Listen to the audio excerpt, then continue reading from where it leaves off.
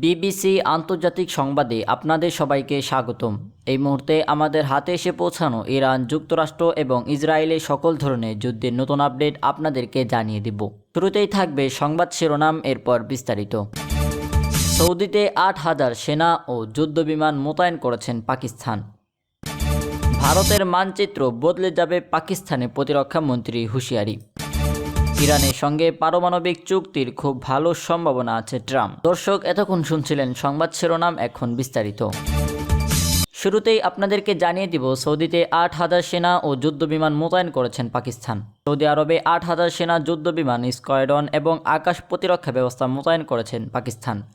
বার্তা সংস্থা রয়টার্স বলছে, পারস্পরিক প্রতিরক্ষা চুক্তির আওতায় এই সামরিক মোতায়েন করা হয়েছে।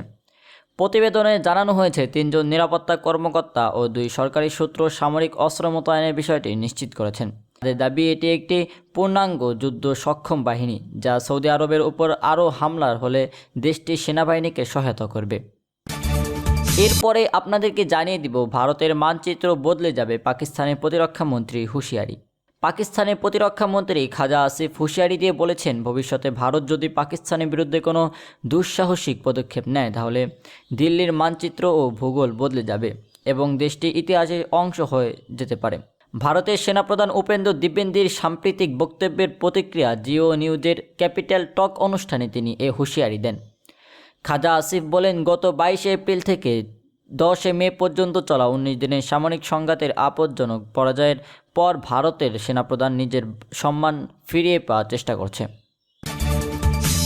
সর্বশেষ আপনাদেরকে জানিয়ে দেব, ইরানের সঙ্গে পারমাণবিক চুক্তির খুব ভালো সম্ভাবনা আছে ট্রাম্প।